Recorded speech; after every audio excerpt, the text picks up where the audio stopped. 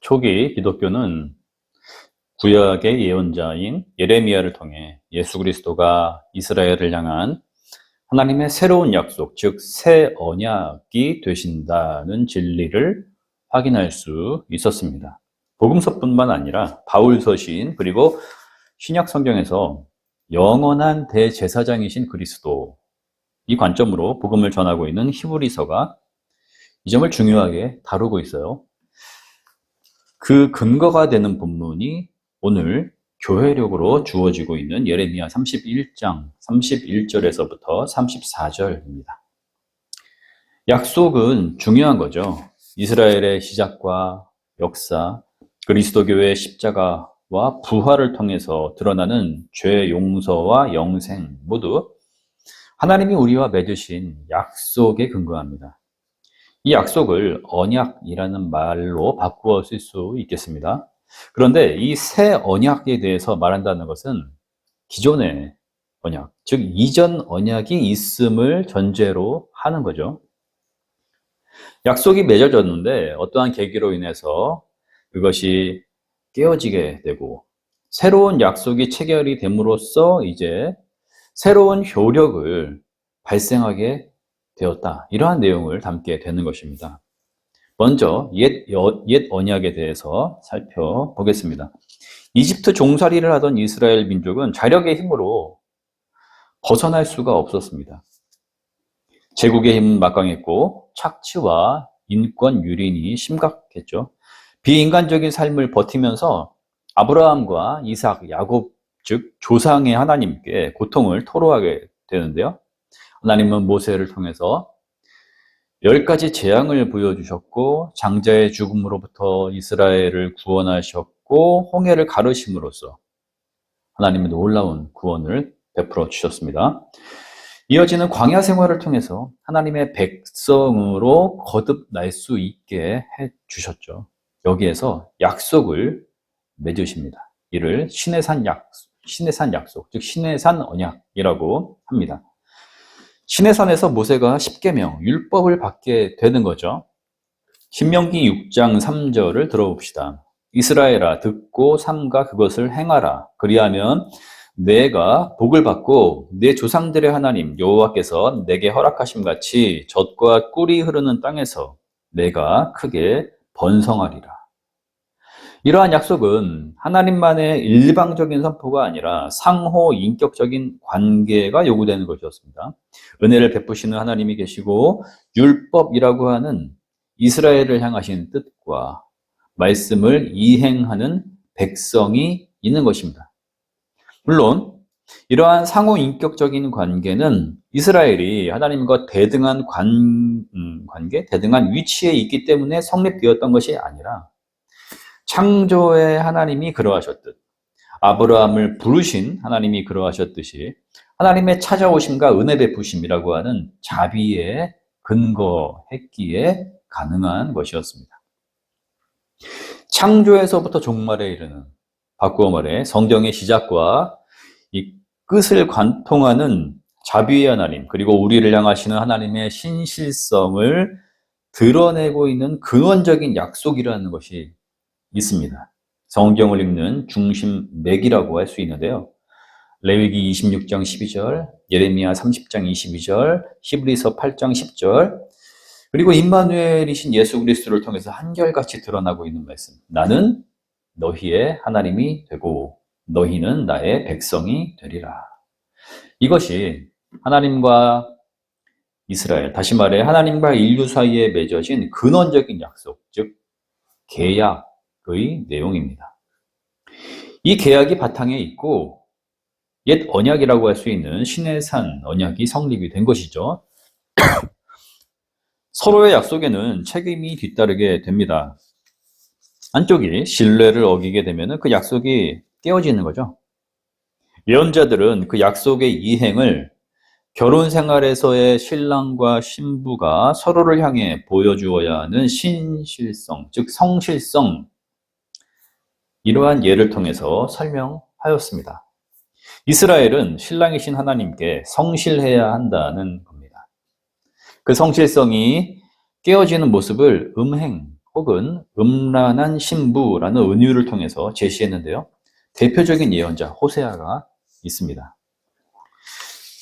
가나안 정착 초기부터 남유다가 바벨론에 의해서 멸망되는 시점까지 이러한 음행이 계속되었습니다. 가나안의 바알 신앙에 눈독을 들인 초기 이스라엘, 하나님의 왕되심을 거부하고 자신들 스스로가 왕이 되어서 마음의 편한 대로 판단자와 정복자가 되려고 했었던 사사시대, 끝없는 탐욕과 종교적 외식이 만연했던 왕정시대, 강대국이었던 제국 아시리아와 바벨론의 눈치를 보면서 어느 편에 서야지 일신의 이득을 취할 수가 있을까? 위기를 모면할 수 있을까? 궁리하면서 하나님을 의지하려고 하지 않았던 사회상, 그때마다 예언자들의 외침과 선포가 이어졌던 것이 구약 성경, 이스라엘의 역사입니다. 이스라엘은 왜 하나님의 백성으로서의 신실성을 지켜내지 못했을까요? 이 질문은 남유다의 멸망을 경험하면서, 즉 바벨론으로 끌려간 이스라엘이 스스로에게 던졌던 냉철한 질문이었습니다. 그 성찰에 근거하여 신명기적 사관, 즉 그 관점으로 하나님의 말씀을 기록하게 되는데요. 창세기뿐 아니라 신명기 같은 저작이 이 시기에 집필이 된 그 시대의 정신을 담아내고 있는 책입니다. 대답의 핵심은 이스라엘이 하나님 경험에 무지했고 무관심했다는 것이며 물질 숭배에 집착했다는 것입니다. 하나님 경험을 추구하려고 하지 않으면서 율법을 지키겠다는 열망만을 강조했을 때에 인간의 삶은 왜곡되어 버립니다. 하나님이 첫사람에게 선과 악을 알게 하는 나무의 열매는 먹지 말아라. 그것을 먹는 날 반드시 죽게 된다. 말씀하셨는데요. 하나님과의 관계를 생각하기 이전에 자신의 상태, 판단 여부를 고민하다가 이것을 만지지도 말고 먹지도 말아라. 이를 어기면 너희가 죽게 된다. 이렇게 말씀하셨어. 이처럼 조금 바꾸어 버리는 거죠. 바벨탑을 쌓아 올렸던 사람들처럼 하나님의 권위에까지 치고 올라갈 듯이 성공과 명성을 얻기 위해서 몰두하게 됩니다. 그 목표에 끝없는 물질에 대한 욕망이 있고, 그 물질을 통해서 타인을 통제하며 세상을 얻을 수 있으리라 맹신하게 되는 교만에 이르게 되는 거죠. 하나님 경험은 하나님의 창조, 그리고 하나님이 우리를 향하여 베푸시는 행위에 집중하는 것입니다. 곧 생명에 집중하는 것이죠. 하나님 경험은 생명 경험이기 때문입니다. 물질 숭배, 인간을 도구화하는 일, 말씀을 자의적인 잣대로 왜곡시키는 일, 모두가 생명 경시를 통해서 드러나는 현상들입니다. 이로써 하나님과 이스라엘이 맺었던 상호 약속은 깨져버렸습니다. 돌이킬 수 없는 상태까지 이르게 된 거죠. 언약 파기를 보여주는 장면, 구약 성경에서 이스라엘의 비참함과 슬픔을 가장 잘 보여주는 본문 둘이 있는데요. 모세가 이스라엘이 반역했을 때에 하나님을 향해서 중보의 기도를 드렸잖아요. 근데 그와는 다르게 예언자는 중보의 기도를 드리지 말라라는 응답을 받게 되는 부분이 하나 있고, 또 다른 하나는 하나님의 영광이 성전을 떠나는 부분입니다. 예레미야 11장 14절입니다. 그러므로 너는 이 백성을 위하여 기도하지 말라. 그들을 위하여 구하지 말라. 그들이 그 고난으로 말미암아 내게 부르짖을 때에 내가 그들에게서 듣지 아니하리라. 에스겔 10장 18절입니다. 여호와의 영광이 성전 문지방을 떠나서 그룹들 위에 머무르니. 예레미야가 살았고 예언을 선포하던 시기는 남유다가 바벨론에 의해서 포위되고 멸망되던 시점이었습니다. 그야말로 모든 게 끝장이 나고 가능성을 찾을 수가 없었던 시기였죠. 그렇다면 오늘 본문에서 새 언약을 말하고 있는 예레미야가 전하고자 했던 바는 무엇이었을까요? 희망이 있다는 겁니다. 앞서 신의 산 언약보다 더 근원적인 계약, 자비로우신 하나님의 근거한 중심적인 계약이 있다 말씀드렸죠. 예레미야도 30장 22절에서 그것을 그대로 인용하고 있는데요. 나는 너희의 하나님이 되고 너희는 나의 백성이 되리라. 이 신실하심으로 인해 하나님은 이스라엘을 결코 버리지 아니하실 것이며 이 고통의 시기가 지나가면은 반드시 회복의 때가 온다는 점을 선언하고 있는 것입니다. 그때에는 이미 깨져버린 신의 산 언약이 폐기되고 하나님의 주권적이면서 강력한 언약이 도래하게 된다는 겁니다. 이 새 언약은 다음과 같은 질문에 대한 응답으로 주어졌을 것입니다. 이스라엘이 자신들의 죄악으로 인해서 멸절되었고 이렇게 심판을 당하게 되었는데 미래에 회복이 일어난 후에라도 똑같은 운명에 떨어질 수 있는 것이 아닌가. 즉, 이전 방식으로는 안 된다는 겁니다. 이후 새 언약에서는 하나님의 전권적인 능력으로 이스라엘의 심장에 언약의 법을 새겨주신다는 거죠. 근본적으로 새로운 형태의 언약이 되는 것입니다. 예언자의 선포, 이러한 새 언약은 바벨론 포로를 끝마치고 자신들의 땅으로 돌아오게 된 이스라엘을 통해서 성취가 되었을까요? 학개서를 통해서 새 성전이 봉헌되는 모습을, 느헤미야와 에스라를 통해서 율법이 정비가 되고 강화되는 모습을 일시적으로는 보여주었지만 이스라엘은 이전의 상태로 되돌아갔습니다. 신구약 중간기에 마카비 혁명을 통해서 짧은 기간 주권을 가진 국가로서 신앙을 강화하려는 모습을 보여주기는 했지만 그것도 곧 지나가 버리고 말았습니다. 결국 예레미야의 시대와 다르지 않은 로마의 식민 상태로 떨어져 버렸습니다. 예레미야가 바라보았던 새 언약의 시대, 그 역시 그 시대에 어떠한 방식으로 하나님이 이스라엘의 마음과 생각에 뜻과 말씀을 새겨 주실지 정확하게 알 수 없었지만 그 예언을 선포하는 것이 그의 사명이자 숙명이었습니다. 이것이 진리의 속성이죠. 하나님의 때, 카이로스, 그때에 하나님의 방식으로 그 일이 성취가 되는 것이지 인간이 이전보다 더한 노력을 기울인다고 해서 특별한 결심을 하고 제도를 정비한다고 해서 가능해지는 것이 아닙니다.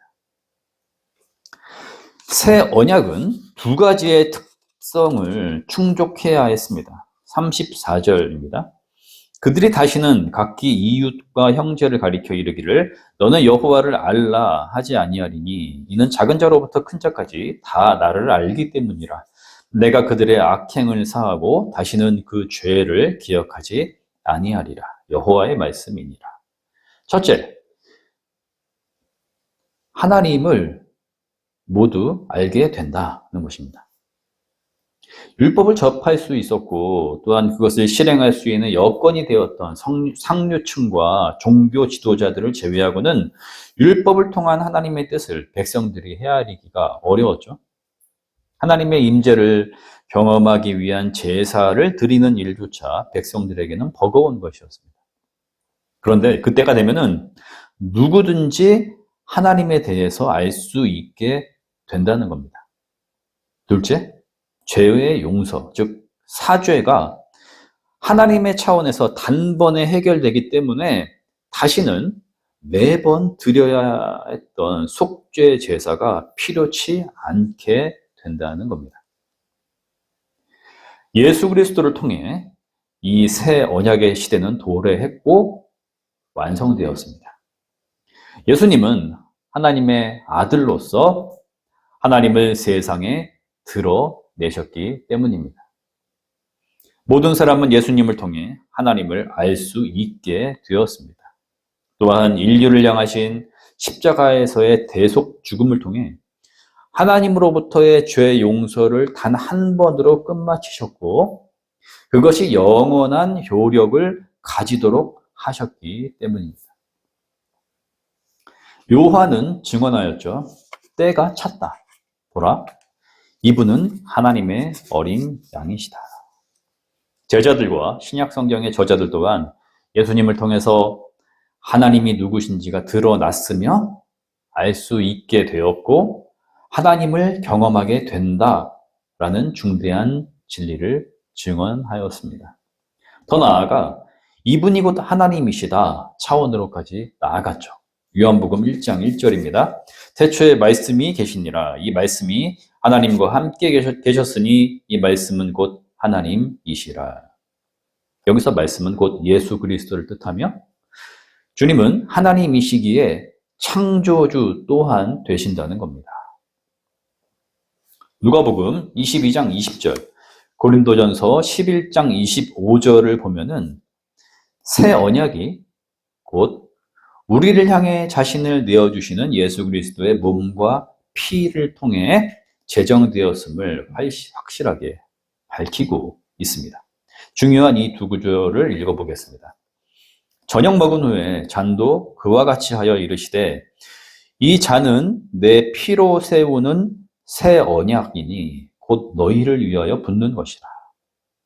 식후에 또한 그와 같이 잔을 가지시고 이르시되 이 잔은 내 피로 세운 새 언약이니 이것을 행하여 마실 때마다 나를 기념하라 하셨으니.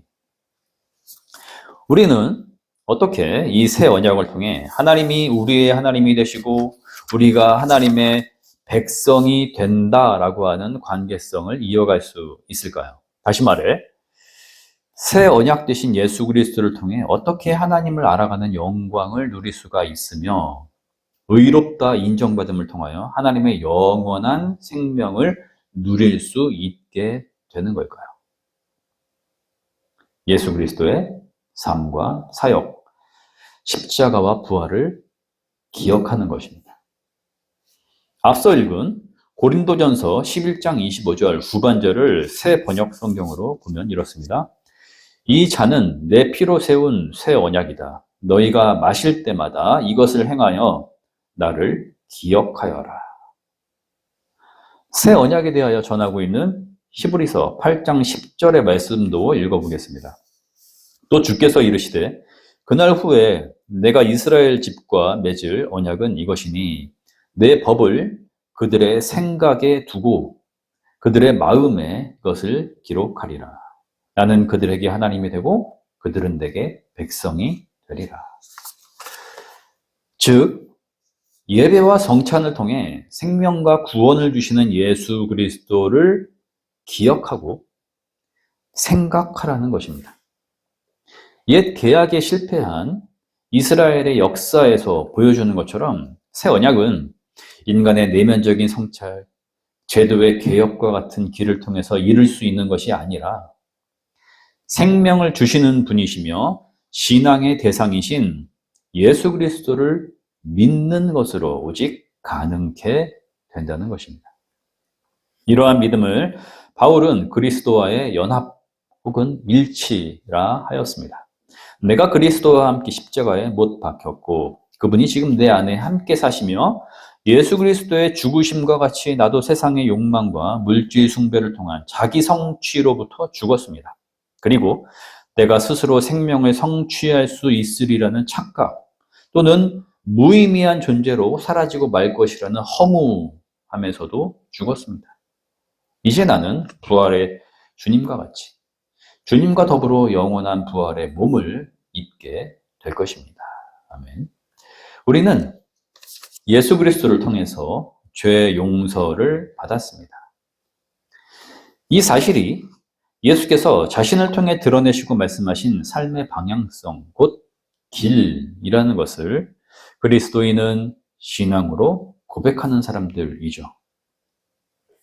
하나님으로부터 다시는 기억되지 않을 사죄의 은총을 받았다는 말이 가지는 능력에 대해서 그 의미성에 대해서 전하는 것으로 오늘 설교를 마치려고 합니다. 그것은 예수 그리스도를 통해 의롭게 되었고 하나님께 받아들여졌음을 말합니다. 인생의 성공을 위해서, 삶의 성취를 위해서 끊임없이 갈망하고 욕망하며 주저앉고 절망하는 일이 예수 그리스도의 하나님 경험에서 드러나는 자유와 사랑과 일상의 황홀한 신비에서 맛볼 수 있는 생명 경험 앞에서는 비교할 수도 없을 만큼 초라한 것이 되고 만다는 것이죠. 타인으로부터 인정받기 위해서 나 스스로 괜찮은 사람이라 여기기 위해서 설정한 기준들의 짐을 나에게 맡기라. 내가 너희를 쉬게 하겠다. 말씀하시는 그리스도의 제자 도에 맡길 때에 그 길에서 자유를 얻을 수 있으며 부활 생명으로 향할 수 있게 된다는 것입니다. 하나님의 죄 용서는 이처럼 우리의 삶 자체가 예수 그리스도를 통해 완성되었다라고 하는 축복의 선언임을 우리는 붙들어야 하겠습니다. 모든 지각에 뛰어나신 하나님의 평화가 그리스도 예수 안에서 우리의 마음과 생각을 지키실 것입니다. 아멘.